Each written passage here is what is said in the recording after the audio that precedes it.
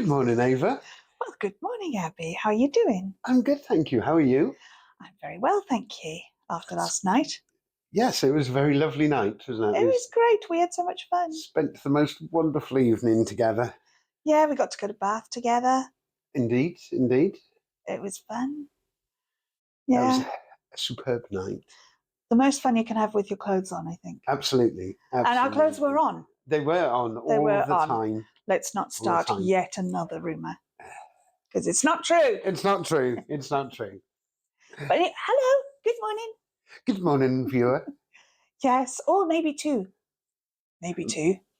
We may have even got up to 3 after the last one because it was quite good. Well, we had a lot of fun. We had loads of fun. We did. And I think that's what really matters, isn't it? At the end of the day, the biscuits were good, the tea was great, the company was awesome. What else could we want? What more could we want? Viewers. Viewers. We Lots could of want viewers. That's what we want. We want more viewers. Share the podcast. Oh, that is shameless. That was shameless. And nothing if not shameless. Well, it has been said. And cheap. I didn't say sorry, that. not cheap. Affordable. Yes, that's totally different. Totally different thing. Should we start as we mean to go on, dear? I think we should. Let's caffeinate. Let us. Shall I be mother? Yes, please. It is my forte, isn't it? It is indeed. You do it so well. Let's ask my kids for a view on that. If we poll my children, I think they'll go, she was not great. Good at making cakes, though. And I feel like that's half the battle. Absolutely. That's half the battle with not just children, anyone I find. Yeah, except diabetic people. And gluten intolerant people. No, I can do a flour-free cake. I use mashed potato instead of flour. Oh, fantastic. Yeah, okay. it's quite good. But yeah, not people on diets. No, not at all. No. I've tried to make a keto version of a lemon and poppy seed cake. How did that go? It was really nice. And what I didn't know is when you use coconut flour, it desiccates the person you feed the cake to. Literally, just sucks all of the moisture out of them. Oh no! Yeah, fantastic. Yeah, it was weird to see someone who was previously healthy just turn into a kind of dry husk. It's a great murder weapon. It's fantastic. Yes. Anyway, lessons learned. Yes. Did you lump me? I didn't know. I did lump you, yes, dear. Oh, that's very kind. Thank you. I automatically lumped you. Well, I'm not sweet enough. Cheers. I disagree there, but cheers. Oh my goodness. So what are you up to later? What am I up to later? Well, it's very exciting later. I'm off to the Black Mountain Comedy Festival in Crickhowell. Is it a Black Mountain? It's an area known as the Black Mountains. There's mountains, and we're in Wales, so there's a good chance that there's a bit of black murkiness going on. Little slaty. Yeah, a little bit slaty, a little bit. Yeah, it doesn't actually give it the kudos it deserves, does it? It's a magnificent sight. Yeah. It is a magnificent sight to behold, especially when you're driving up the Heads of the Valleys roads and that. It is beautiful. It is a beautiful area. I haven't been up that way for a while, so I'm looking forward to it. Heads of the Valleys? Well, not so much Heads of the Valleys. I've been across the road since they've actually pretty much finished the roadworks. That's a bonus. Does your sat-nav know about it? It does. Mine doesn't. It does. Luckily, mine is through Google Maps. Yes, that may be my mistake. Or as I like to call it, the comedian's best friend. I need to get better at this. Although, as you will testify, last night on the way to Bath, when it kept disconnecting, reconnecting, and re-warning us about Storm Chandra possibly affecting our journey.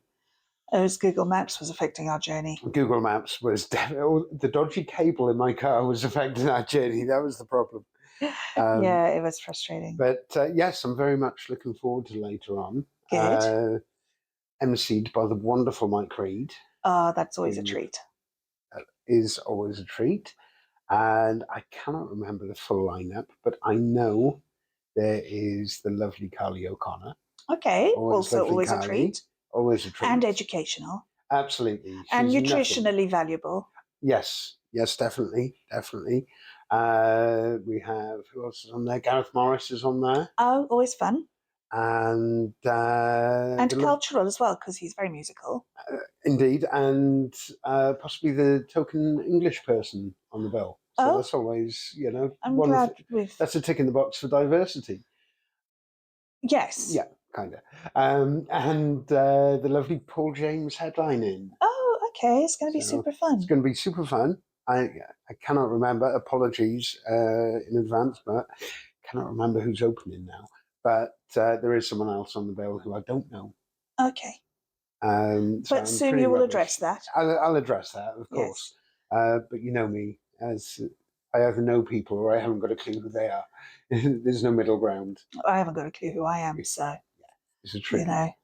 You have to keep reminding me. So that's why I have to work in the NHS, because at least I had a badge that would tell me. That always helps. Yes. And also my workplace was always signposted. But then signpost me home, though. Got lost a lot. I know, it's so mean. So mean. It's terrible. Yeah. Well, your day sounds better than mine. What excitement have you got planned for the day? I've got to go to the dentist. Oh, no. And you know something? I think there should be a rule about dentists and gynecologists and gastroenterologists that they are not allowed to be sexy. But my dentist is very sexy, and this creates sort of dissonance in my head. In fact, last time I went to the dentist, I came home and said to my partner, he said, "How did it go?" And I said, "He's the second favorite man who's got his fingers in my mouth."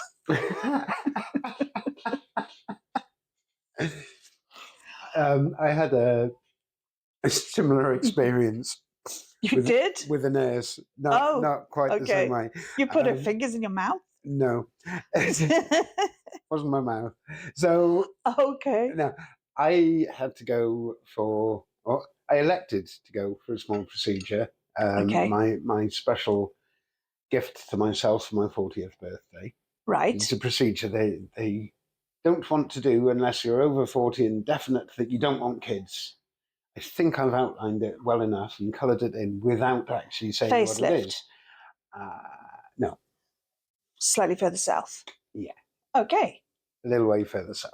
So, they prep you. They give you this tablet to take, whatever, beforehand, and you wait an hour. And then you put her fingers in your mouth. Well, no, but you make the assumption it's just going to be a doctor, fiddle about, do what he's got to do, boom, all done. Yes. Apart from the fact that you're all there ready and, all presented, ready to be... do you have to assume the position? Sort of lie back and hope for the best kind of thing. Well, yes. That is the position sneeze. most of the time. Definitely don't sneeze or cough. And then he's all ready, and then all of a sudden he's like, oh, someone else walks in the room and like, oh, this is the nurse. She'll be assisting. Okay. So she's doing all the manual part of the procedure. And I was like, really? This may not bode well. Luckily it did. The tablet they gave me did what it was supposed to do and completely relaxed me. So that was a good thing. But yes, that could have gone terribly wrong. Well, because she was a very attractive nurse. Yeah, that is a problem, isn't it? As ladies, we don't face that problem. No. We can really fancy someone and no one knows. Sometimes we don't even know. True. Anyway, would you like a morning knob? But I do have these. I think are white chocolate and raspberry. One of you 5 a day. These are just purely chocolate. I'm not even going to pretend to be healthy today, and I'm going for a pure chocolate hit. Okay, well, I think they're quite nice. I'm sure they will be. Yes. You haven't yet served me a dud biscuit. The day is still young. Oh, maybe it could one happen. day. Maybe one day. Happen. I'm going to go for a raspberry one. Yes. Just so I can pretend that I'm nodding towards health. Yeah. Oh, it is quite nice. Very chocolatey. Mm. My mum always told me don't talk with food in your mouth, you know. In fact, she said don't talk when there's something in your mouth. Which is why it's hard to tell him to stop. That's it. That's a very, very good rule for life, isn't it, really? Yeah, but quite, it doesn't always work in my favour. Mm. Although I suppose if you can't talk, turning blue and making gargling noises is a good indicator. Apparently, that just means Sometimes. that you're having fun to some people. Oh, okay. Yeah. Not Maybe me, though. Not you. For clarity. For clarity. If I should ever turn blue and make a gargling noise, I'm not enjoying it. I'll bear that in mind. Thank you. Bear I that in appreciate mind. it. So viewers, please look out. If Ava starts turning blue during the podcast, she's really not enjoying it.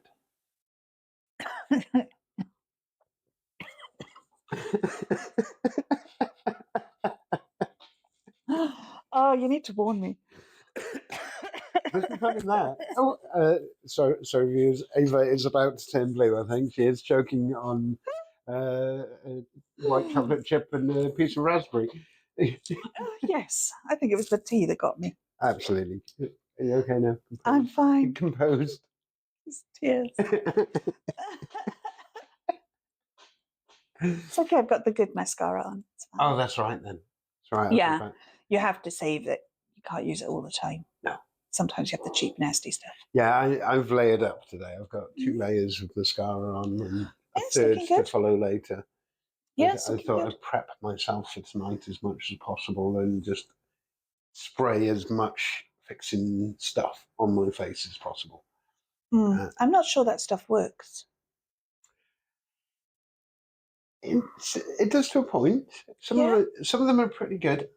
I will say, and this is an old drag queen trick that does work for definite, is hairspray.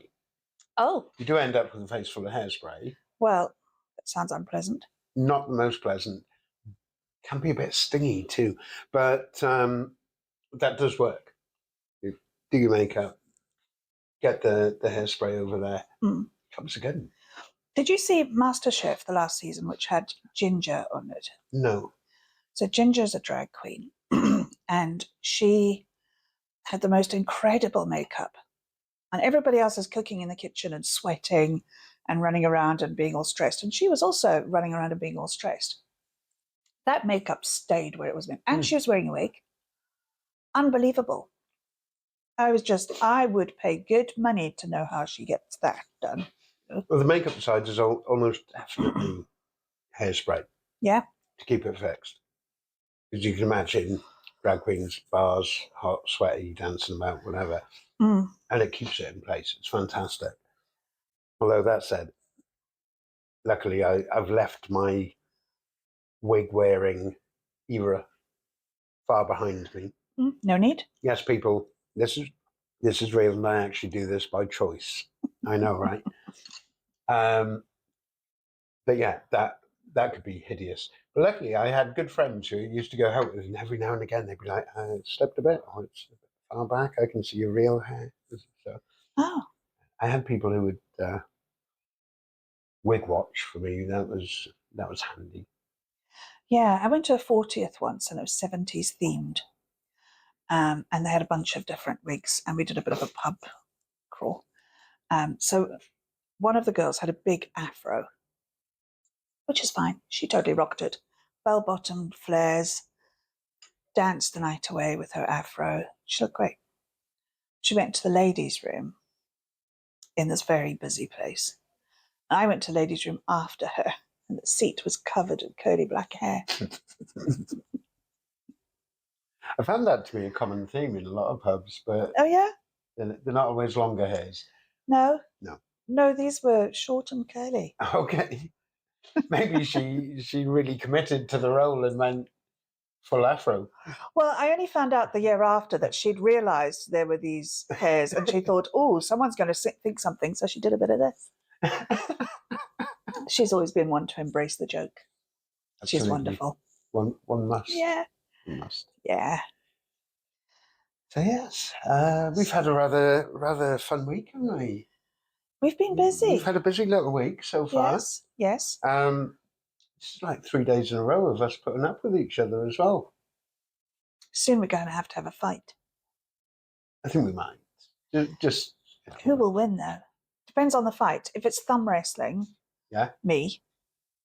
Arm wrestling, not me. Okay. Any other sort of fight. If it's a verbal slanging match, maybe me. If it's roasting, definitely you. I like the way we've gone with some of the more passive forms of combat there. It's I don't like it's mud. important. I don't like mud at all. What about a paddling pool full of custard? It's a dream of mine. I think we shall move on to what else we've been up to. Let's do. So yeah, Tuesday night we hosted our first openly savage open mic, didn't we? We did, and we were No Site. openly savage. We were. It was fantastic. A really nice night. We had a couple of very new people, didn't we? We had someone doing their very first, really, really good. And we had someone doing their second or third, who was also good. Mm-hmm. And then a couple of the more seasoned veterans of the circuit. That's what you call me when you're just trying to say you're a bit salty. I wasn't referring to you. Yeah. I was, of course, referencing the lovely Rob Leonard. And, he was so good. And Tom Kennedy and Ben Pugh. Also so good. All of them. They were just, this is a night that you go and see these actually really funny guys and girls. Yes, of course. But you can just turn up at a little place in Swansea. In fairness, you had to swim there. It was a bit soggy. But what a lovely venue. It's No Sign Wine Bar. Lovely venue. You can see these delicious plates of food being carried out. It's Tuesday night in the howling rain. The rain wasn't howling. The wind was howling. The rain was just wetting everybody, for clarity. Horribly. And these big trays of food were going out to these people because it's just such a nice place to be. There's no parking, really, that's that convenient, but people are still in there on a soggy January Tuesday night. You walk in there on a weekend, it's so busy during the daytime. Climbing over people. Food coming out all over the place. It's fantastic. Yeah. And great food, too. Yeah, fantastic place. The staff were awesome. We had somebody got a little out of hand, didn't we? Yes, we did. We had a bit of a problematic, it wasn't even an audience member, just someone who randomly wandered through and decided to take exception to... My very inoffensive joke. My joke was, my daughter, who's 15, who's a bit brutal, as we've previously established, and she said to me, you know what, Mum, people can see right through you. And I said, well, that's great, because I'm identified these days as transparent. And then he said, that's because you don't believe in transgender. Which I love stuff like that, when you get someone who gets the wrong end of the stick completely and then was confronted by myself. An instantly furious Abby. Yes.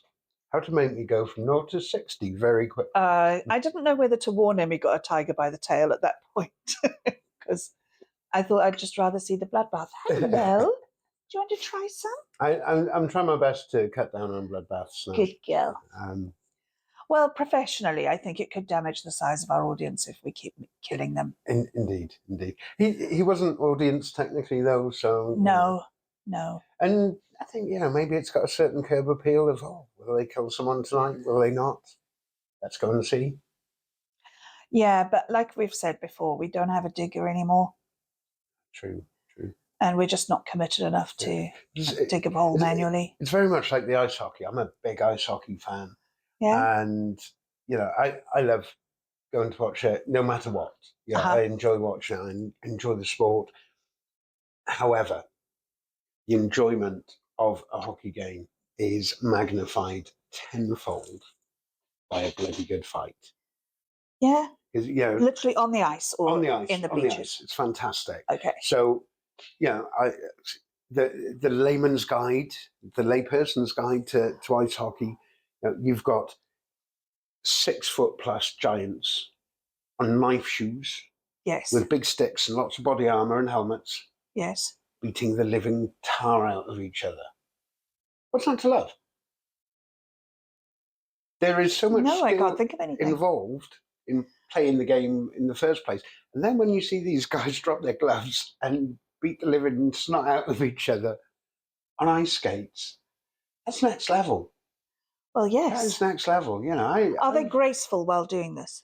Oh, absolutely. They're usually gripping each other and slowly rotating around in a circle as they're pummeling the snot out of each other. It's brilliant. It's so much fun. Snot everywhere. Snot everywhere. It's not Indeed. nice. It's not nice at all.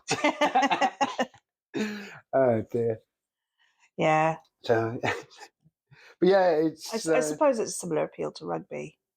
Yes. Although being a Welsh rugby fan is a big test of loyalty. It is. It's been a long, hard slog for us. I must confess that I fell out of love. Careful. I did fall out of love Careful. with rugby. But then, dare I say, between comedy, ice hockey, and everything else, I kind of don't have a lot of time for extra sporting activities in my life. That's the best way to put it. That's very boundaried of you. And also a previous girlfriend. All my previous girlfriends have been big rugby fans. Oh, I thought you were going to say something else. No, not.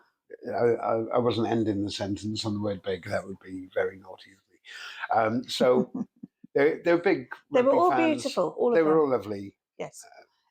To a point. And they're all rugby fans. One in particular from the Neath Valley sort of area, brought up on a diet of rugby, Yes. as they are. And I've known no one scream the house down like her during a rugby game if things are not going her way or not going Wales's way. To the degree that we couldn't even, some girlfriends in the past would be like, right, let's go down the pub, watch the rugby. Everyone's chanting and cheering and booing and complaining and whatever and calling the referee various choice names. We couldn't do that. No? Because she would make so much more noise than anyone else in the venue that it would get to a point where you'd be like looking for the ground to swallow you up a bit. So we had to watch it from the comfort of our own home. Her kids used to either lock themselves in the bedroom with headphones on or go out with their friends for a couple of hours because they knew, especially depending on who we were playing, the chances of us getting a royal stuffing, as it were, not in that way. And they knew when it would be safe to return to the house, if it would be safe to return to the house. Yes. They'd be checking their phones. They'd know the score. Yes. So they'd know if it was safe to walk in the room. Yes. Oh. Well, people get really, they do get really overexcited about it. And it's a wonderful thing, sport, art, all of these things, because what happens is I think it helps us create a little bit of an identity. I'm so proud to live in Wales. I wasn't born here, as you know. I was born in Africa, and I love Africa, obviously, but this is my home. Yeah. I'm enormously proud to be someone who supports Wales, who lives in Wales. It identifies as well. Yeah, I identify as a Welsh person now, almost exclusively. I have this different background, but this is my country. My dad is a Geordie. He's from Newcastle originally. And he has lived here many, many years. And I remember a long time ago, people would ask my dad where he was from. He's not accented at all. He's got no accent. He moved away from Newcastle when he was about 18. He was in the RAF. And of course, with the forces particularly, I've noticed it more so with the RAF, very neutral accent. People don't have strong accents unless they're Scottish, usually. More often than not, it's very neutral. And people would be like, "Oh, where are you from?" And he would always say he was Welsh. And I questioned him at one point, and he said, "Well, I've lived here long enough. I love Wales. I hate the English. I feel I can identify as Welsh." That is quite traditional, to be fair. Absolutely. We don't, though. Not at all. We not at hate all. no one We hate no one. except Tories Well, there are some people. and Reform. reform people. Yeah. We don't like them. But mostly, we don't, sensible we don't people. hate. Yeah. People who aren't bigots. Yes. Absolutely. Yeah. Yeah. I mean, it's quite inclusive, really. Yeah. And yeah, we proved our inclusivity last night. We worked with English comedians. We did who work were with English comedians. Tremendous. Oh, they were all so good. Actually wonderful. That was our little trip to Bath with our little savage takeover of the Big Squash.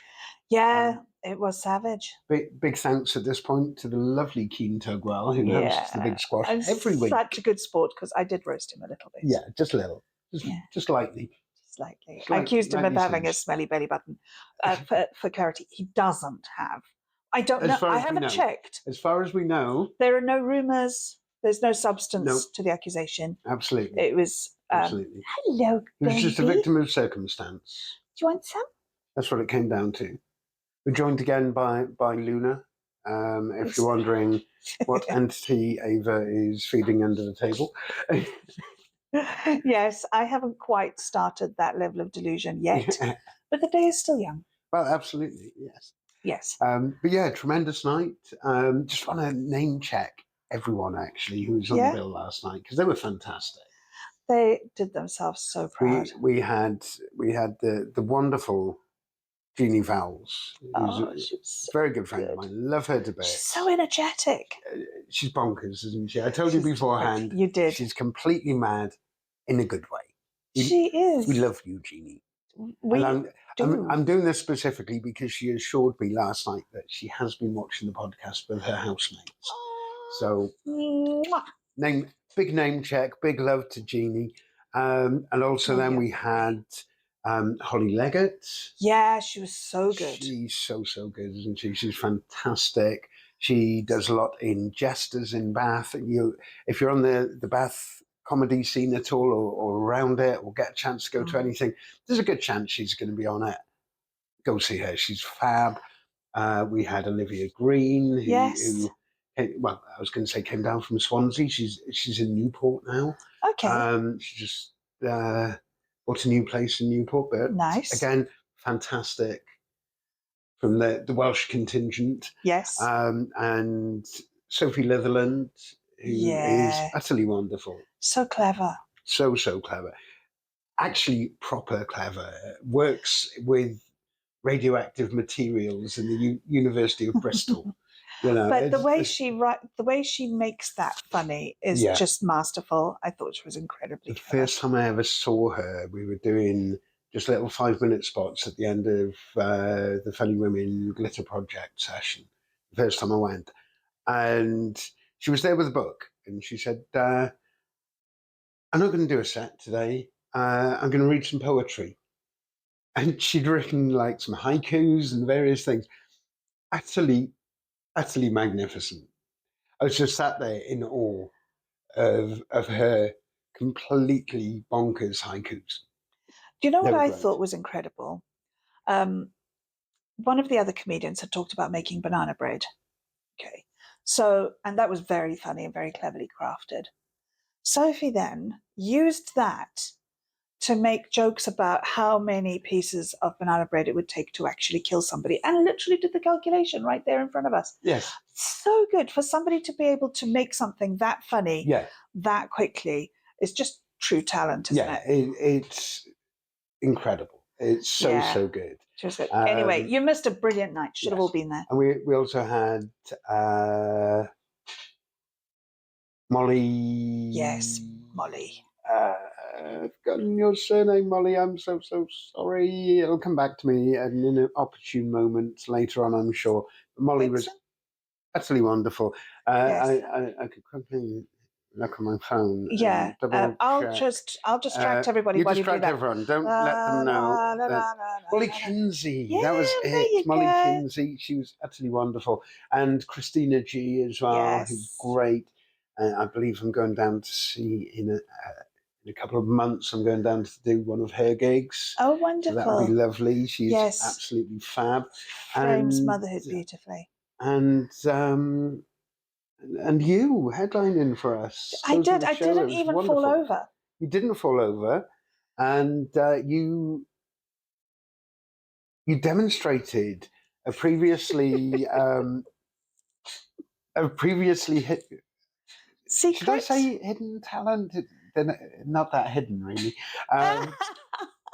But Ava's incredible built-in mobile phone holder did the job last night. It was perfect. One member of the audience, there's a chap came up afterwards and said, "My favourite bit of the whole night was when you balanced your phone on your boob," which goes to show that not all audiences are highbrow.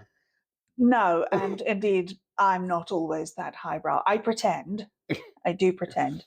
I have to. I think for somebody who has to tell everybody that they're classy as often as I do, they're probably not that classy. Possibly. Yeah. Possibly. I think if you have to label something like polite notice, if you're saying polite notice, it's probably not that polite. No, not at all. Yeah. Or salubrious place in Swansea. Yes. If you've got to call it that, it's probably not that salubrious. No. It's a lovely name, isn't it? It's a great name. Wonderful name. And you hardly ever get mugged there, so I suppose. Yeah. It works on some levels. It works. I think we should have another cup of tea, and we'll be back after the break. See you in a minute. Cheers. Cheers, lovely. Thank you. Yes, to you too. I think I'm going to indulge in my one of my 5 a day now. Oh, good for you. They are quite nice. The dog likes them as well. Yeah, so I was thinking, on Tuesday we had some people who were very brand new. Yes. And one person in particular, they'd come to the night and they just wanted to watch other people. And then I said, "Are you going to go for it?" And he said, "Oh, no, I do have some stuff, but I don't think I'm going to." And I said to him, "So this is the brilliant thing about open mics. They're often tiny audience, but well attended by comedians. Yes. Which means you've got a group full of people who have a common goal with you. And they are so kind as audience members, and they will always tell you what you did well. Mm-hmm. Some of them are nasty enough to tell you what you didn't do well, but sometimes that's quite helpful. But, this chap, he got up and he delivered a really fantastic set that he'd obviously worked on really hard, had sound material. His delivery was great. He's going to be one to watch. Yeah, definitely. And to see people, that's such a delight, isn't it? When you see people grow over time. And some of them start off like this, really strong, and you think, oh, that's somebody that's going to do incredibly well. I don't know if you know, but Dewi Thomas, he did his first stand-up at my studio gig. Oh, wow. And he asked me for 5 minutes. But Dewi's been presenting, and he's been on cruise ships, and he's a singer and an actor and all of these things. He's got a really solid background. CV, isn't he? Yeah, he asked for 5 minutes, and he did 5 minutes. I laughed my ass off the whole way through. And I said to him, I would book you now for a middle and shortly for an opening 15, if you've got 15 minutes. I said to him, have you got 10 minutes? He goes, yeah. And I booked him straight away for a paid gig. And, but not everybody's like that. And again, he has this back. I'm just interjecting. Yeah. You can see Dewi Thomas performing the middle spot tomorrow night at the Ship Hotel in Barry. Oh, that's going to be a treat. That's going to be an absolute treat. He is also very beautiful. All the ladies love Dewi, all of them. They do. They do. He'd turn anybody. He would. I've heard that said. Not me. No? No. Well. Yeah, he is lovely. I can understand. That's a low failure rate. But that is a low failure rate. Yeah, he's got some amazing. I'm sure it's not going to bother him. I think he'll be devastated. I think he will be devastated. He will get over it in time. He's strong and resilient. Absolutely. And spoken for. Indeed. With his lovely lady. So Yeah, there are some people that are like that. They just burst onto the scene, and you just look at this person, you go, that is a really amazing talent. There's some people who are quietly glorious for a long time, and then suddenly you realize how good they are. Yeah. And there are some people who are slow burners. And all of these is cool. All of this is fine. You don't have to follow somebody else's path or somebody else's timeline. No. But the really important thing is that you're better than you were the last time. Yes. Yeah. You know? And the only way you're going to know that is if you record your set. 100%. Yeah. I was told that pretty much from the start. I was quite fortunate at some of the early ones. My very first comedy gig was recorded by Paul Dennis. He recorded everyone and sent us links to download our sets, which was great. He's very generous like that. Yeah, and I've still got that 5 minutes somewhere. Yeah. He recorded my first ever set as well. Oh, wow. I know. Yeah, thanks, Paul. We have so much in common. We've got Paul in common anyway. Absolutely.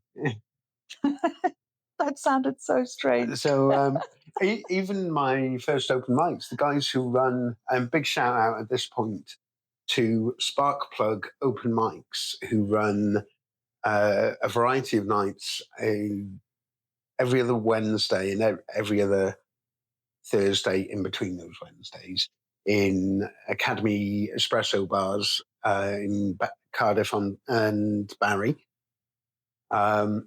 And they did one on the first Sunday of the month in the Horse and Groom in Cowbridge. Utterly fantastic.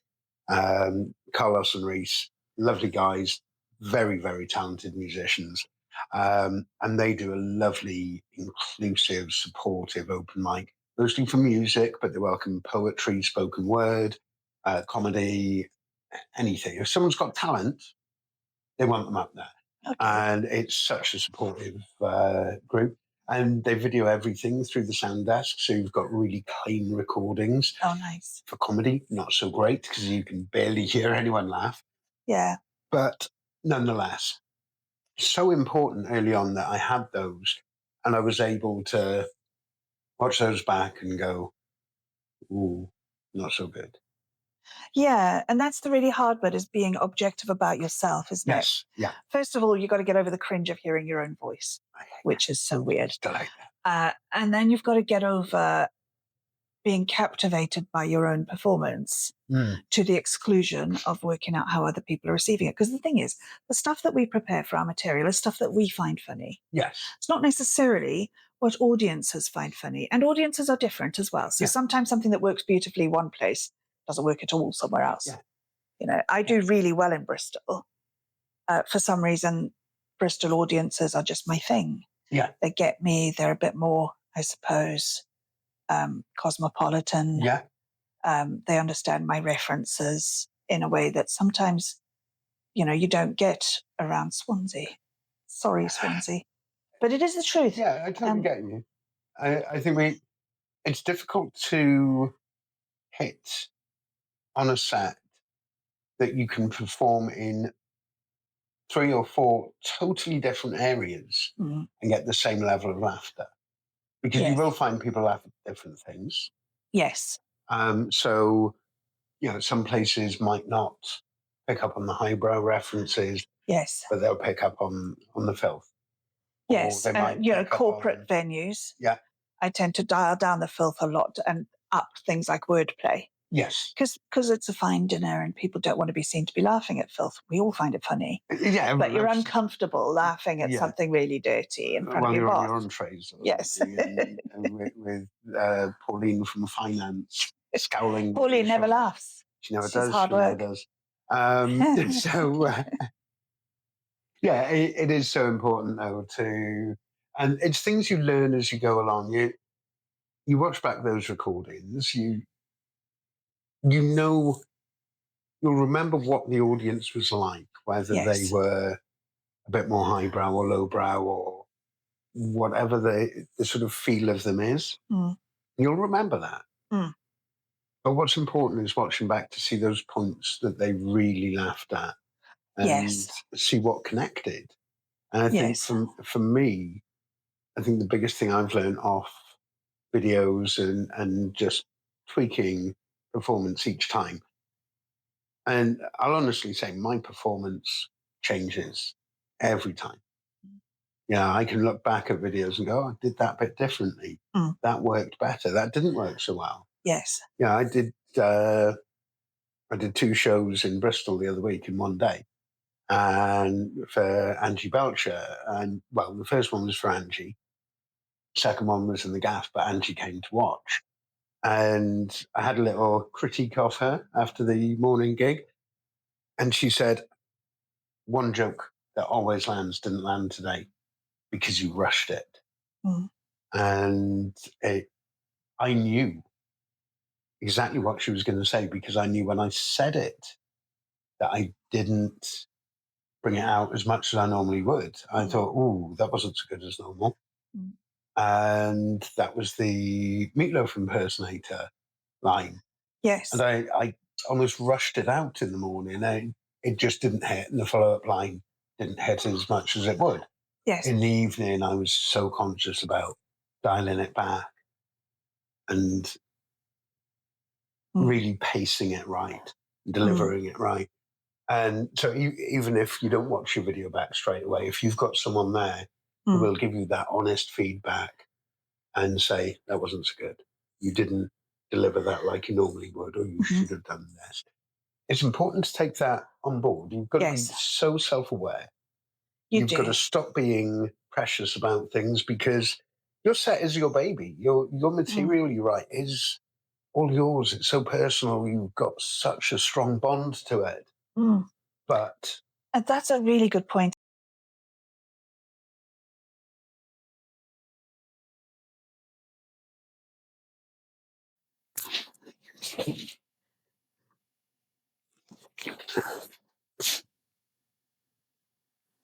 Okay.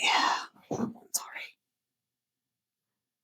So, yeah, one of our friends was telling us about somebody who's very new to the circuit who started to use a joke exactly as she'd been using it.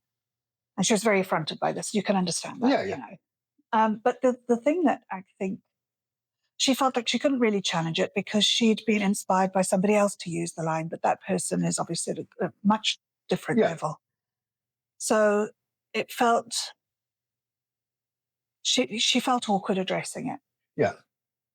But I witnessed this exact same person use my joke almost exactly as I use it, just changing one tiny thing about the punchline. And I'm not sure whether new comedians know that that's really discourteous. And you just mustn't do it. Yeah, I know early on, I had a quiet word from someone about the opening joke that I use. Yes. And they said, I'm pretty certain that's someone else's. I don't know if you should be using that. Yes. I went, okay, fair enough. And I actually stopped using it. I didn't use it for about 2 or 3 gigs. Right. While I was doing my due diligence on it. And that ranged from Googling it to see if it was credited to anyone. Because yes, I get anal as when it comes to stuff like that. I want to know for sure, one way or another, so I know whether I can actually use it or not. Yeah. You know, I am that conscientious about it, because I don't want to be seen it's really to be lifting jokes. Yes. So I Googled it, I checked, and it was like, oh, it's a variation on a very old theme of jokes. It was, a variation on the man walks into a pub joke. You know, there's plenty of them out there. Yes. And then I spoke to a couple of people, both Bristol-based, actually. One was Angie Belcher, and the other was Louise Lee. Yes. And Louise had seen me perform without doing that as the opening. And Angie had seen a video clip of me of that performance. And she's like, your beginning isn't as good as normal. What was the problem with your beginning? And I told her. And we were on a Zoom call, and she shook her head and was like, that's not anyone's. She said, that joke belongs to you. The way you do it, the context of it, the way it all works. You have made that your own. Yes. Don't worry about it. Keep using it. Do not stop using that joke. And yes. It is a variation on a theme. It is, absolutely. But it doesn't belong to any specific person. Yeah. Well, it does now. Yeah. It belongs to you. Yes. That particular variant does. But it's very much, again, being open to that feedback. Yes. And straight away going, oh, okay, I don't look like I've stolen something. Let me make sure. Let me do my due diligence on it. Let me do the checks. Let me run it by people. If the majority is saying, "No, that's been done before, that's someone else's," okay, fine, bin. Yeah, or work on it. Or there's nothing wrong with being inspired by something, and then crafting a joke around somebody else's work. However, I mean, I've seen a TV comedian do this, where there's a story. It happened in South Africa, actually, in the 90s, where a woman who was known to somebody that I know, she had to go for a smear test, and when she went to pee beforehand, you've got to go and pee before you go in, because otherwise, nobody wants to be lying in that position with a full bladder. Yeah. So she went to pee and there was no tissue. So she grabbed a tissue out her bag. And then when she went for a smear test, the doctor fished a postage stamp out of her hoo-ha. Right. So it is a true story. Yeah. And it happened in the late 80s, early 90s, I think, in South Africa, to a friend of a friend. And wouldn't you just die? Oh my God. I tell this story as true as it happened to somebody that I know. And then I say, I think you'll agree that it's the most egregious waste of a stamp.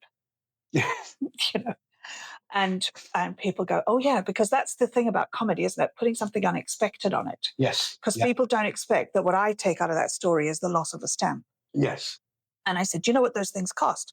Like, I had a friend of mine who said to me, do you know what a stamp costs? And I thought, no, I have no idea. I know what it used to cost, 20 pence, but I don't know what it costs now.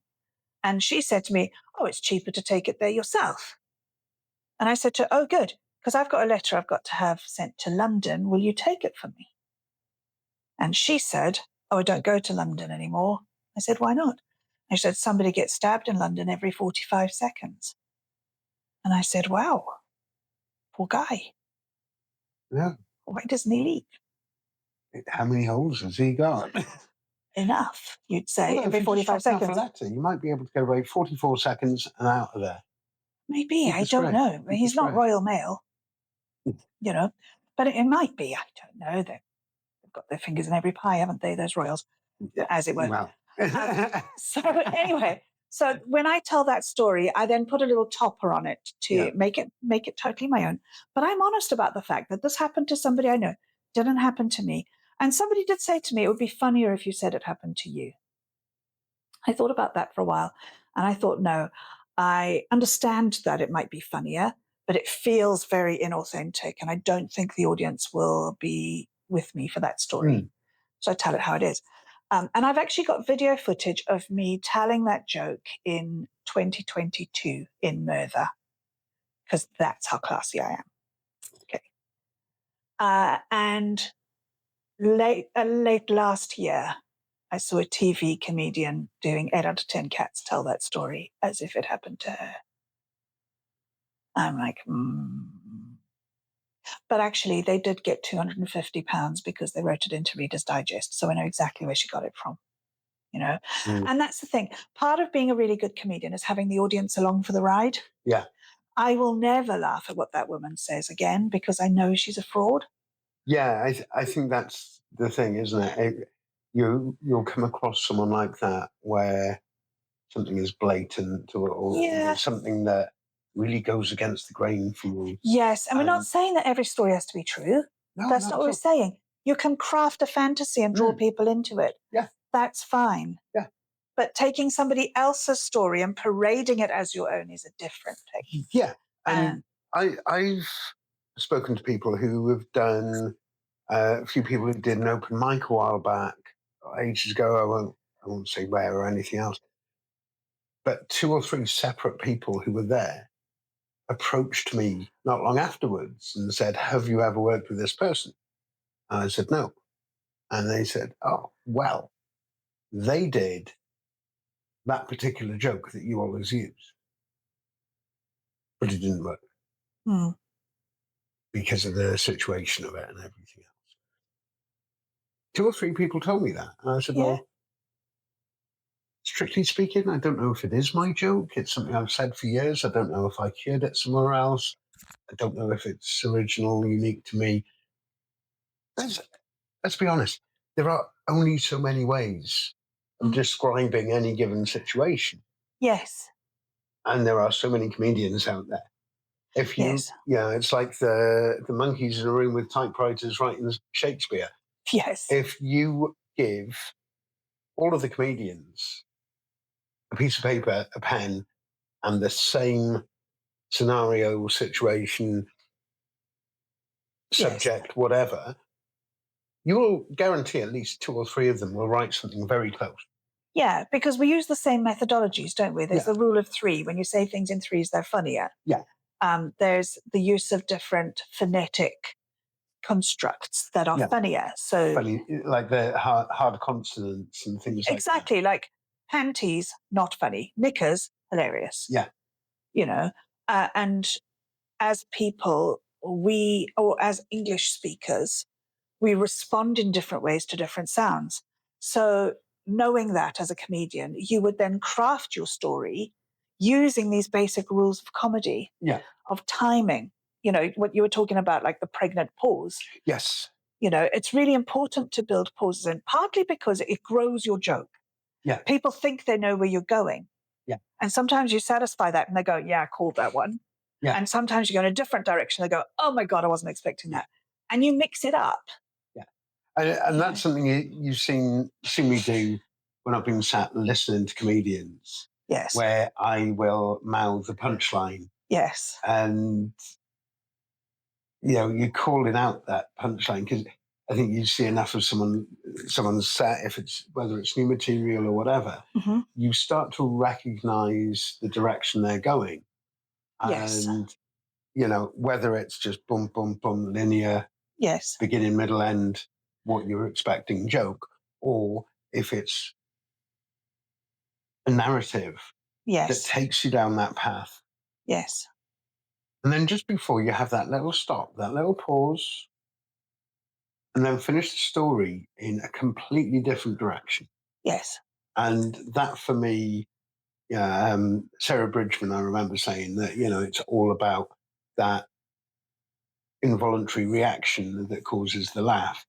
And that's created by coming out with something completely unexpected, completely left field or whatever.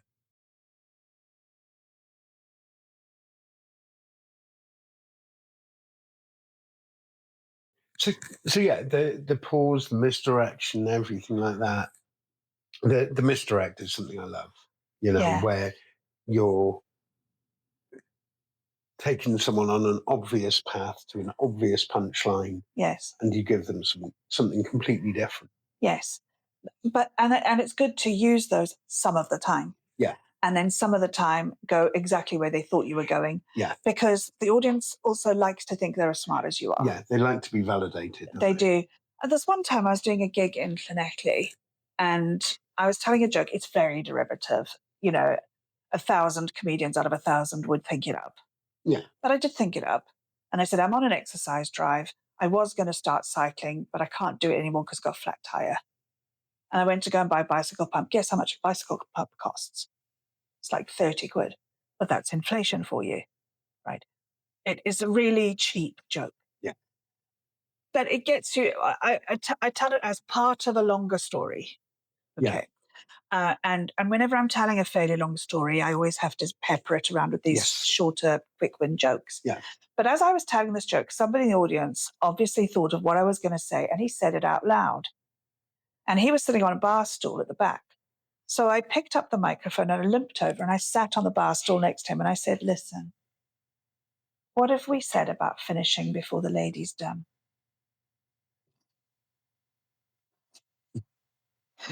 And it turned into a really funny bit.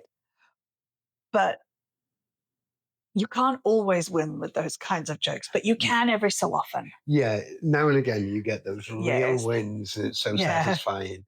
I I find you're right. If you're doing a big story piece, I've got a couple.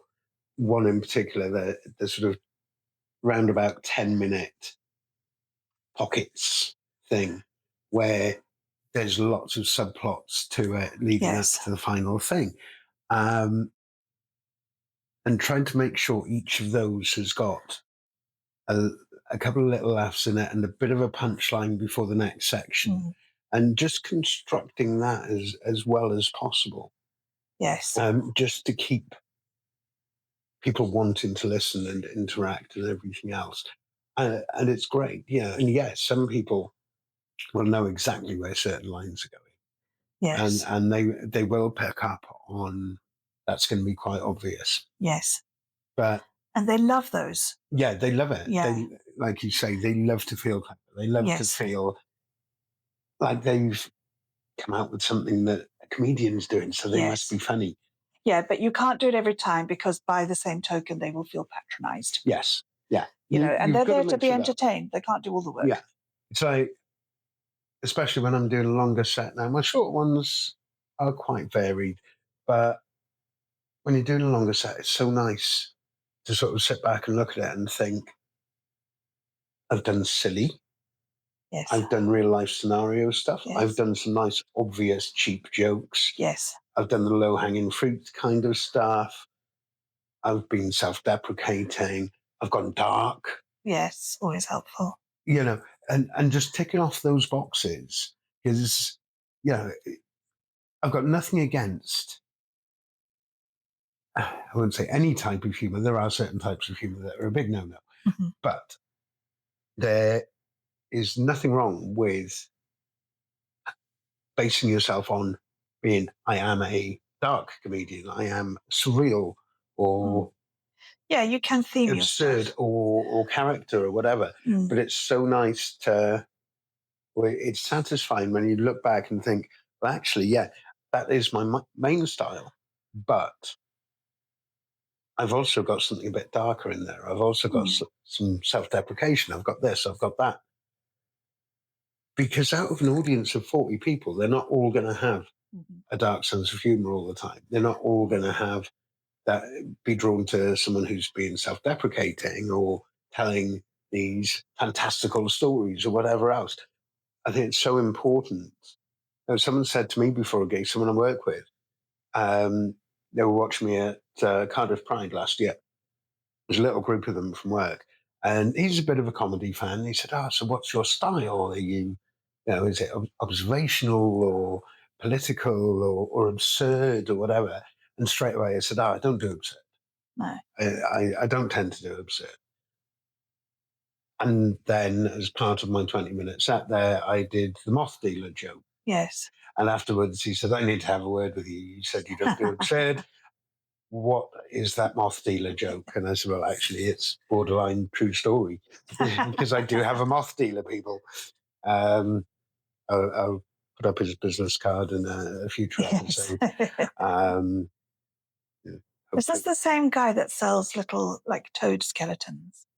No, that's someone else. Another friend of mine does all that sort of thing. Right, I bought one for my daughter for Christmas last year. Where was that from? Do you know? It was Port Talbot area, I think. Anyway, local. Okay. And it was posted and arrived beautifully presented, this perfect little creature skeleton. Well, I know someone who deals in all that sort. Oh, yeah, it might be the same person, because they are local. They're not local to here. They're further afield. Okay. They're past Caerphilly way somewhere. But yeah, I can hook you up with that. Hook me up with dead things? And he's turned his entire house. We're sabotaging ourselves here. We've completely kidnapped this thread. He's actually turned his house into a museum of oddities and mysterious things. It's fantastic. He's got like a cabinet locked at all times with haunted dolls and stuff like that in there. He's got a wall full of Ouija boards that people have donated over the years. A little shop in the back as well. Taxidermy stuff, or you name it. Some really mad, creative, groovy stuff. It's fantastic. I highly recommend that.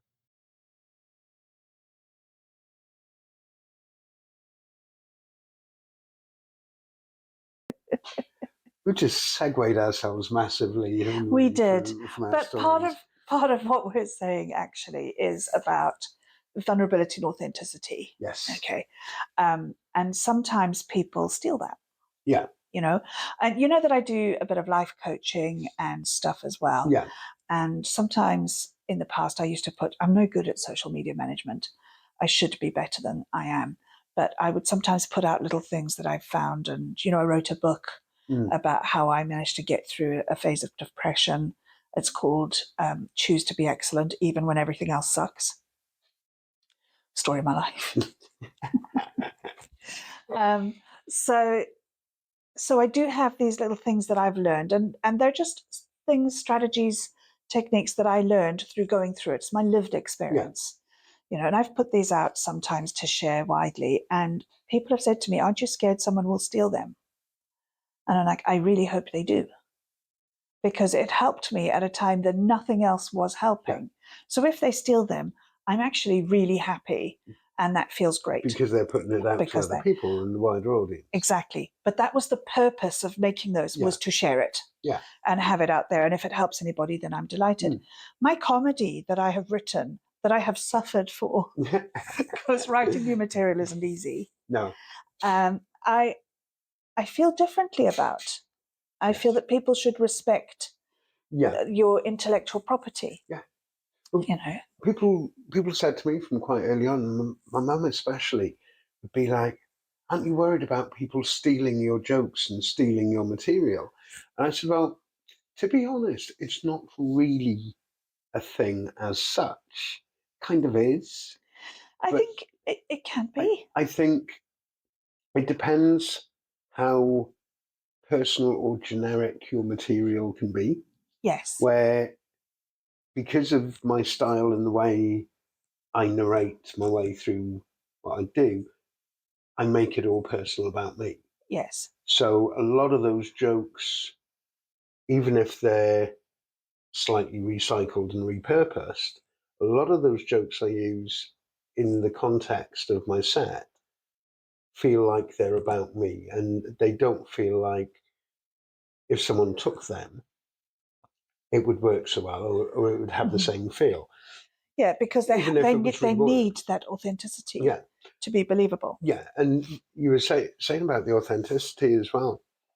And I think, that's where some people do characters or whatever else. And for me, the most important thing when you're going up on stage is to show a degree of vulnerability, also find an aspect of you and your personality that best connects with the audience. Mm-hmm.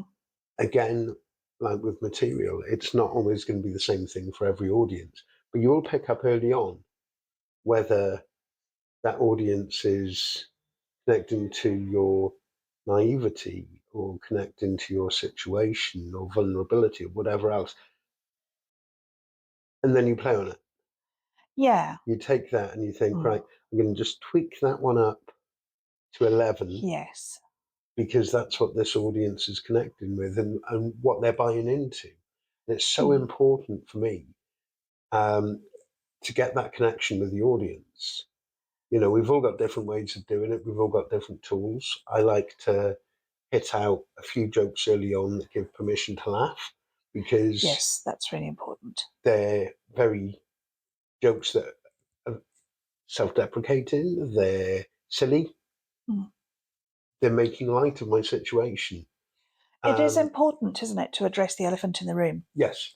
Because Absolutely. Otherwise the elephant becomes really distracting. Yeah. And I didn't know this, by the way, when I first started, and then I did a set in Narberth, which was ridiculous because it's got quite a raised stage. I don't know if you know the Queen's stage. Hall. Yes. Yeah. So the stage is really tall and there's no step up to it. They had to go find a toolbox for me to stand on so I could get on the stage at all with my crutches. But I was a one crutch kind of girl at the time. So somebody, Stephen Evans, actually, bless him, he's a gent, pulled me up onto the stage, and I had my one stick and I had the mic in my other hand. And I was trying to do what people do, where they walk around a little bit and they engage with the audience on my one crutch with my mic. And the headliner is called Brendan, it's from Ireland. he said to me, "Your material is good." He said, "But everybody in that audience was terrified you were going to fall on your ass." And I was like, "Oh, like that was quite a possibility, actually." And he said, "Yeah, everybody could tell." He said, "People weren't listening to what you were saying. They were paying attention to the fact that they were scared you were going to fall over." Yeah. He said, "You don't need to do it. You can just stand still at the mic." Yeah. And it was brilliant because it started me thinking of it's okay to address the disability so it doesn't become a distraction. So I always, nearly always, I didn't last night, I started off talking about mental health, but I nearly always start off by talking about I'm disabled and that's okay. Yeah. You know, you're allowed to laugh at my crutches and the fact that I will often fall on my ass. Yeah. And you so often open up with the line about, I've been doing this for 4 years and the most difficult... 3, actually. 3 years. And the most difficult bit is standing up. Yes. You know, that is beautiful. That breaks the ice. It's like my Meatloaf line, my Susan Boyle line, things like that. Yes. I was given that line by Really? Rob Hughes, yeah. Oh, wow. Yeah, thanks, Rob. Amazing. Yeah. Good old Rob. Yeah, he's a treasure. Yeah. But yeah, it's so nice. You know, we reference all the time little jokes that we're very pleased with, and followed by, I was gifted that. Yeah, well, there are some incredible comedians. And you know what we were saying about going to open mics and having a room full of comedians to support you. They are so generous with their advice on how you can make your material better. Matt Reese is another one. Oh, he's so fantastic. smart. And Super, he's always super got brain. little suggestions for how you can top your joke or how you can deliver it in a way that makes it funnier. Yeah. And Rob Hughes is one of those people.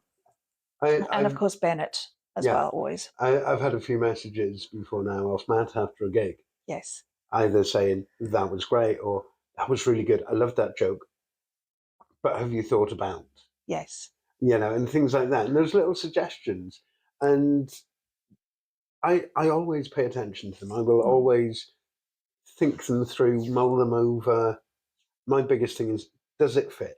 Does it fit with me and who I am and what I portray on stage? Yes. A lot of people have come out with bits that have been as funny or funnier than what I've said. But if I don't feel if it fits with my general feel, then I won't use it. I'll stick to what flows and what fits better. Because even though it might be less funny, it feels more authentic. So you're getting that connection and feedback. And you might use it in a different audience or a different context. Yeah. You know, because sometimes I do corporate gigs and we're all a bit posh, right? Yeah. And but sometimes I get booked for like a rugby or football club. Yeah. And it's utter mayhem. Yes. Any comedian, by the way, if you think that you're going to do your set at a rugby award dinner, you are wrong. You're not going to do your set. You have to go there with the idea that you are going to play with this audience for an hour and you just better make it funny because it's all going to be utter mayhem. I loved it though. When I went to a rugby awards ceremony, they told me I was going to be playing to sort of 30 to 40 people. They lied. There was 120 young men in the room. You must have hated every moment. I did have to. I stopped drooling. It was terrible. They were so lovely. And the team captain was nearly 7 foot tall. And they took team photographs and they put them up on the screen. It was so funny because they didn't even try to get his head in the photo. They just took all the others and then they just had head, shoulders, neck. It was great. It was so funny. But a real privilege to be there. But again, a real test of style of comedy. People don't think somebody like me is a natural fit for a gig like that. Yeah. But it's because I walked in not imagining that these people were going to sit and listen to me. Yeah.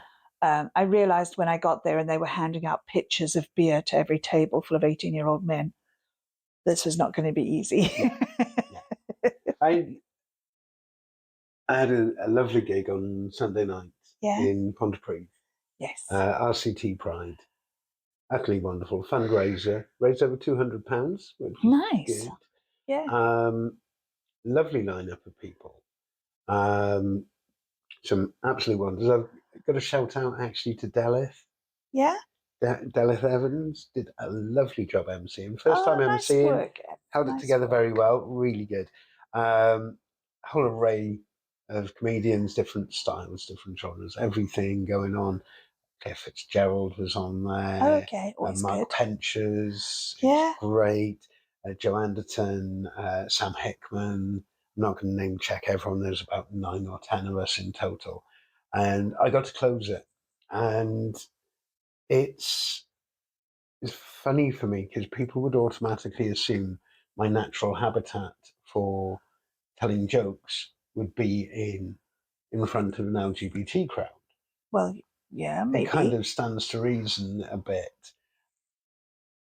And it kind of is. Maybe. But I'm so used to doing whatever gigs are out there.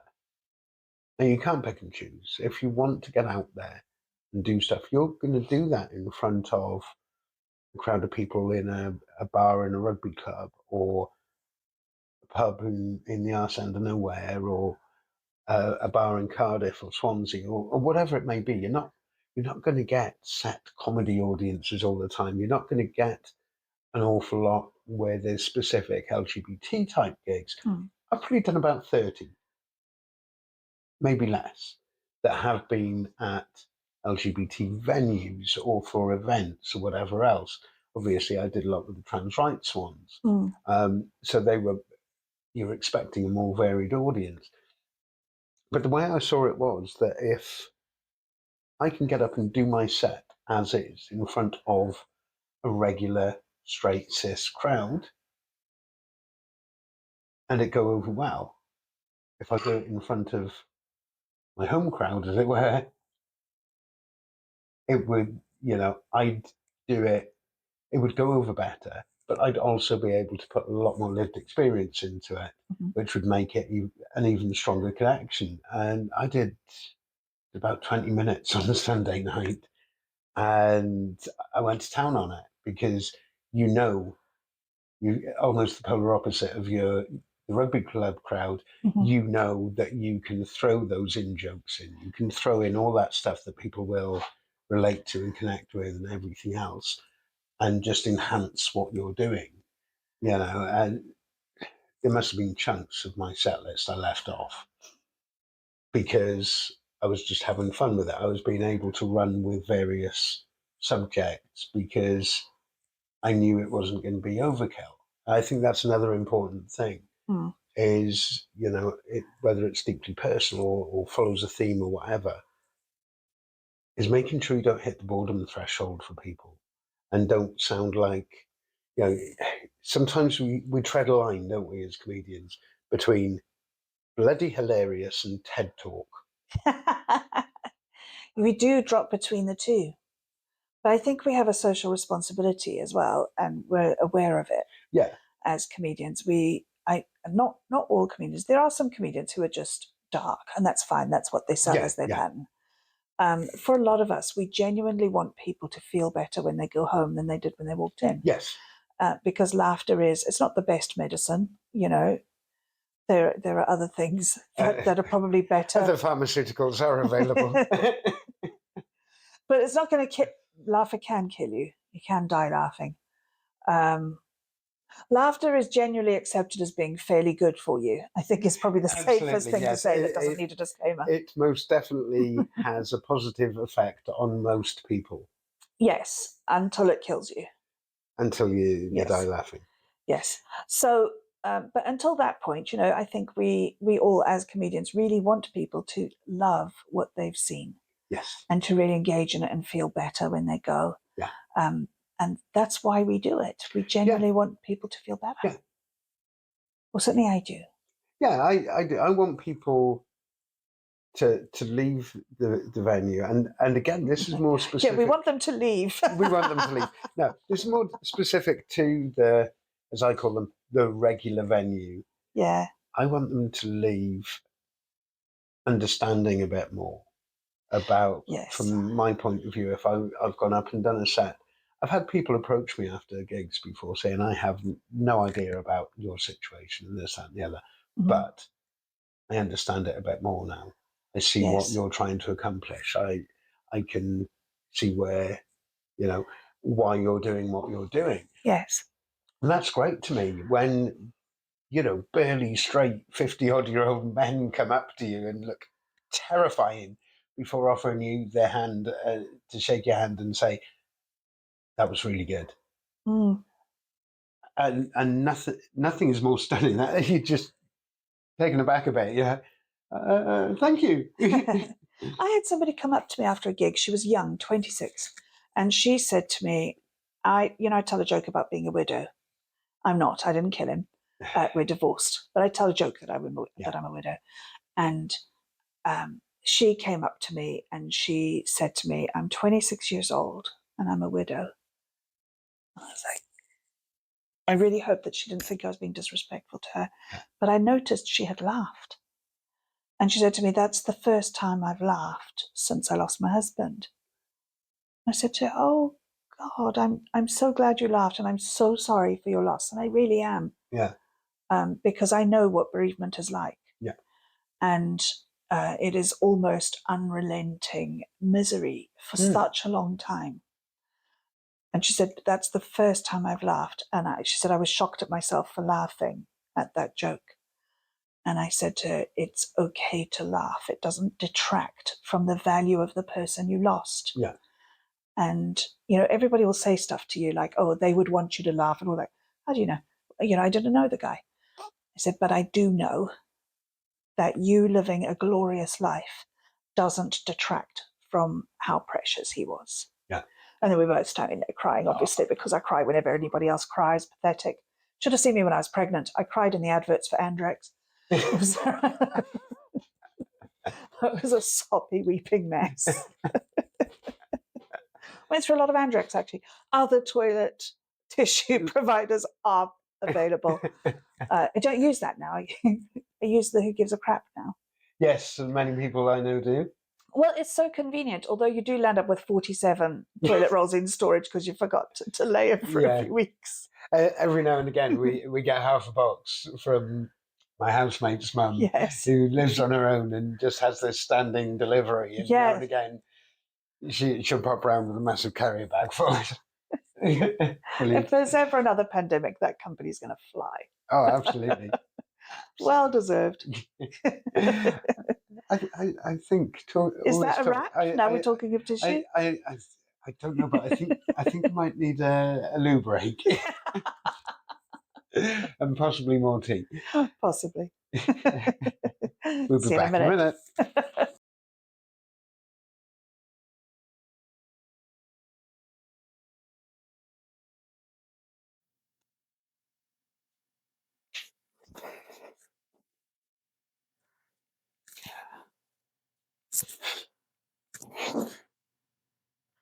Well, good. Right. So we're back. Yes. We're back. That's good. Are you ready for some more tea? Are we brewed, dear? I believe we are. I ever told you the story from when I was I must have been about 7 years old. Yes. Which would have made my brother 9. And we decided on a Sunday morning to do something nice for our mum and dad. Yeah. And make them a cup of tea in bed. Right. Well, we made it in the kitchen. It was cleaner. I feel that's the best move. So it's a great idea. Neither of us had a clue. We'd seen them go through the motions of what to do and tea bags in the pot and put the kettle on, all this sort of thing. And my brother said, well, what do we do? How do we know when it's ready? And I said, well, I always see Dad get the teapot and pour a bit down the sink. And he checks the colour of it to make sure it's green. But nothing of this, right? It wasn't until I was about 11 that I took the test in school and found out I was colourblind. But up until that point, for about 4 years of my life, my parents thought it was the funniest thing. And then they found out I was colourblind and were like, that's why you thought the tea was green. Yeah, early indications. Yes.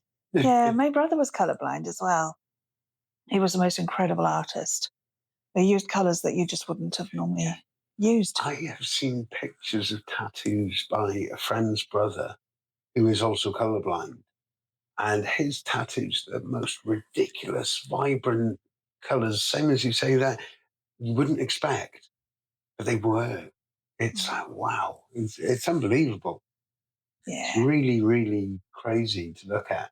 But then, looking at it as a colourblind person, I don't know if I'm seeing what you are. Well, none of us know, do we? Yeah. What I think blue is, you may not think blue is. We have no way of knowing whether other people experience the colours the same way we do. Yeah, it's true. I don't know if there is a standard. Well, there is some degree of a standard, but with those We little can't tests with prove the it. dots and the numbers, but that just shows your perception of things Yes. rather than your understanding of what this colour is compared to someone else's, I suppose. Yes, absolutely. Yeah. Right. Cheers, dear. Cheers, dear. Can I interest you in something nutritionally irresponsible? I think I'm going to go for the full set. You are? I'm going to do the morning knob, although it's afternoon now, I believe. Well, yes, it is. Because in the little time warp that is our podcast. It is indeed. And by the time it's edited down, God knows what there's going to be left and what time of day we're going to between. That's going to be your job because I don't know anything about that. Sorry. It's true. I wouldn't say I'm technophobe, but I'm a lady of an age, and this whole thing has just passed me by. I don't really understand a lot of modern technology.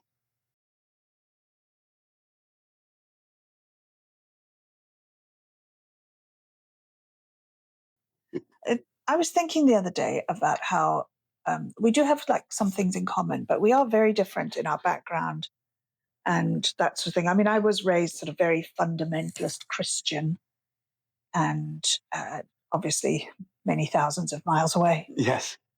And you know, my parents would have utterly despised the idea of being a pantomime dame and those sorts of things.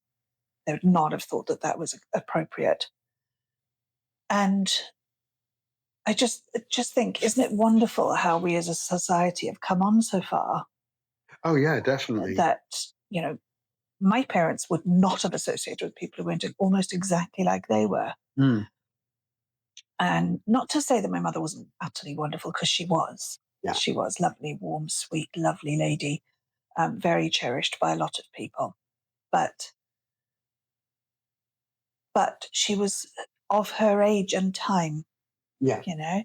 And the world has changed so much now that we will sit around in a group and we will laugh at the fact that some people are transgender.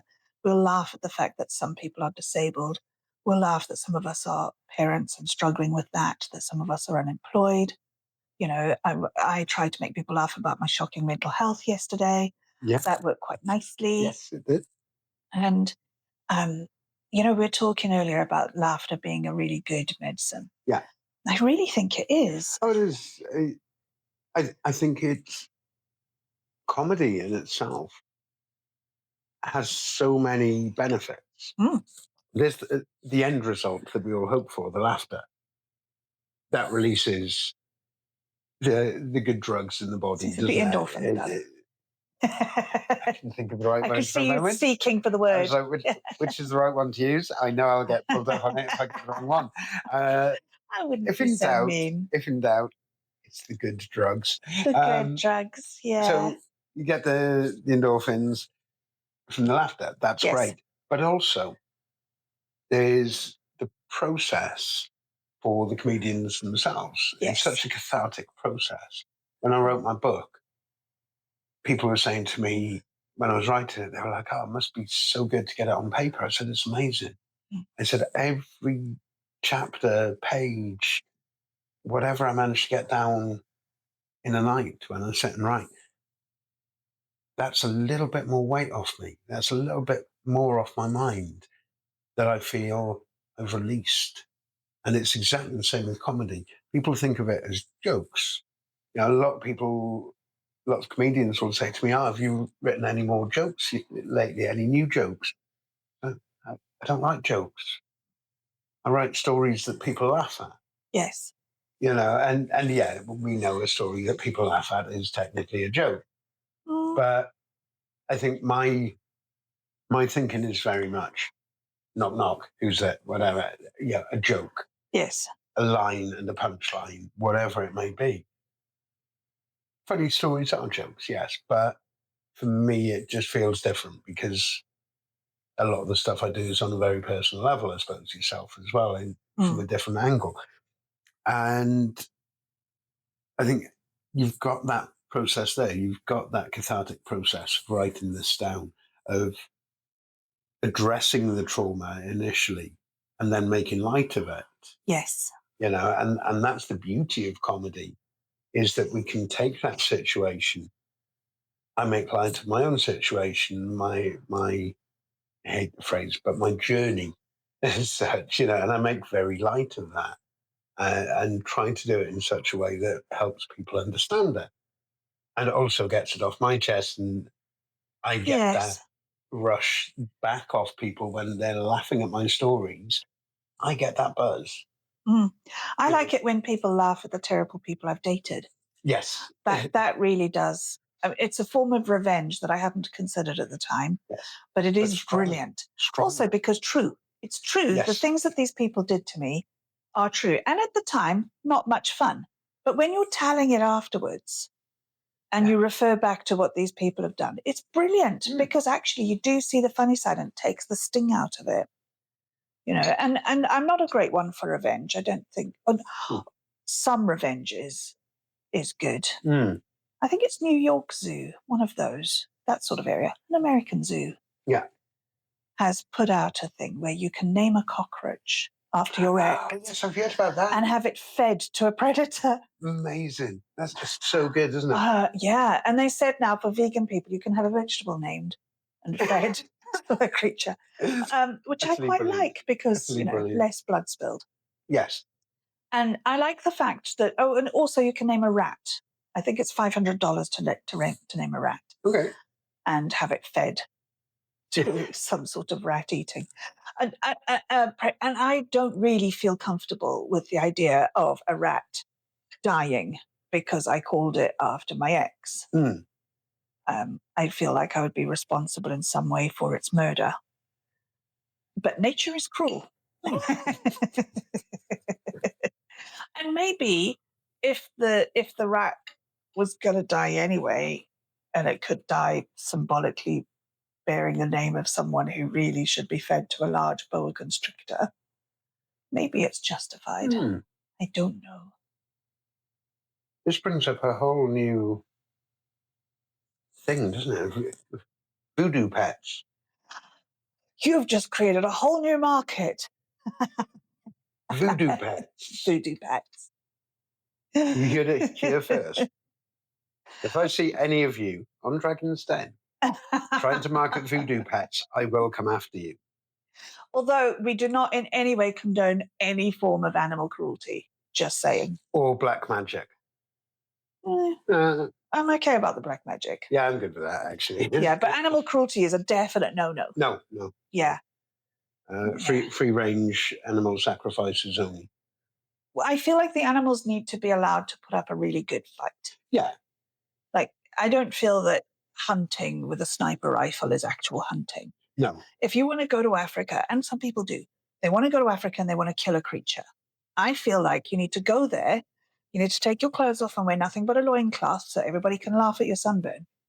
And then you need to chase this animal across the savannah and shoot it with a bow and arrow to give it a fighting chance. Yeah. Or get in there with a knife. Yeah. If you're feeling really crazy. Some people are that crazy. Africa's a good place for them. Yeah. Well, crazy people in general. Well, I think ironically, a lot of people will go to Africa and be killed by mosquitoes. And I feel that that's probably a really good way of population control. Karma. Yeah, if you want to go over there and be a hunter, be hunted. You deserve to be eaten by mozzie. You do. And, there's mozzies the size of Boeing 747s out there. So I may have exaggerated a little bit.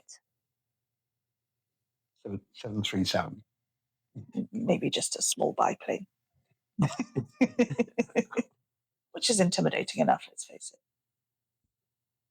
it.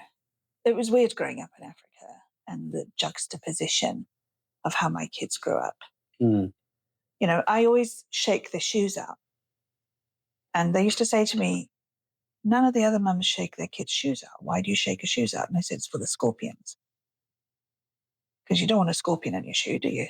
No. The scorpion doesn't want that. No. The shoe doesn't want it. And I certainly don't want it. No. So all around, it's just better if you shake a scorpion out your shoe first, isn't it? But there's not a lot of scorpions in the West Midlands, if I'm going to be honest. I never encountered one in a tube. I've not heard of it being a hotbed for scorpion action. No, it wasn't. But I still shake their shoes out. Yeah. You know? And these are the things that we were taught when we were little. Never get between a hippo and the water, because the hippo calf might be in the water, and a hippo mummy will just cut you in half. Yeah. They're quite stroppy, actually. They're like the Karen of the animal kingdom. Hippos are great, aren't they? Well, I look like one, so I'm happy to. You by no means resemble I don't know. You should see me from the back. Is there nothing at this point? But I don't have as impressive teeth. You know, and I'm not a herbivore. You know, I'm no good at it. That's the beauty of hippos, isn't it? The fact that they're herbivores, but they will tear humans apart if they're in the way, just because they're so hateful. Yes, and they will fight a crocodile. And I think anything that will fight a crocodile and win has got a definite, that's a positive mark in my book. Yeah. Another great one, actually, it's going right, David Attenborough on this. Honey badgers. Yes. The videos of honey badgers fighting lions. They're just angry. Oh, my God. Why are they so cross? Angry. Who hurt you, little guys? I've seen, like, was it 2 or 3 lions on one honey badger? The honey badger was doomed. But he refused to admit it was doomed, you know? Yeah. I've had colleagues like that, to be fair. Well, yeah. I've had mornings like that, if I'm honest with you. If you don't get my coffee in me quick enough, I tell you. Noted. I will bite people's faces. Wow. I won't, really. I've never yet bitten a face off. Because the coffee's always been... Oh, they've got coffee. Yes. Yes. I mean, this is an important method of mood management. Yes. You put the coffee down, you back away. Yeah. Yeah. Coffee, cigarette, run. I'm not good at running. But I'm good at coffee. That's a bonus. Yeah, so I feel like the safety net is... Yeah. It's like a shark net. Yes, yeah. Well, it's not in the ocean, and it doesn't catch sharks. But otherwise... And it's not a net. But otherwise... In all other respects, coffee is exactly like a shark net.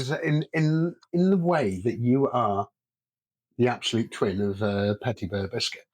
Yes. As discussed last episode. Yes, except not square, not a biscuit, and with no flat surfaces. Exactly. At all. Yes. Yes. Well, great comparisons coming to podcast soon. We're good at comparing things. That's going to obviously be one of our strengths. Absolutely. I think we're working on those strengths. As we said earlier about videoing your sets, podcasting, you've got to video it and watch it back while editing and all the other stuff. Yeah. And if we watch enough of these and make enough bad ones, one day we might make a good one. I think that we should aspire to this. We should. Yes, we should. Talking of which, aspirations, our latest viewership, and this is only on YouTube at the moment. Other platforms will be invaded before long. But our latest episode has, at last count, had nearly 50 viewers. Okay. Which, in the grand scheme of things, may not sound much. But for us, it is 50 more than we had the week before. Oh no, we had 27 or 28 the week before. Oh, so we've doubled our viewership. That was with terrible sound quality. Yeah. And they still came back in the hope that it wouldn't be so terrible. Did you watch it 36 times yourself? Not this time. I actually cheat. I've got the you do have the original, on my laptop, so it was just easier to watch that. Realistically, I should have watched it on YouTube and got the views up, shouldn't I? Yeah, I'm sure. No, because this way we can parade our integrity. Absolutely, in front of our 50 viewers. We can virtue signal like a mother. Yes, we can. I think we should. Yes. But I think we are actually also virtuous. So, despite the stuff we said earlier, We are. I think we are very, very virtuous. we've no murderous plans. No, none. None. None. Nothing fraudulent. No. Not thieving anything today. Not today, no. I No. wouldn't give that a miss.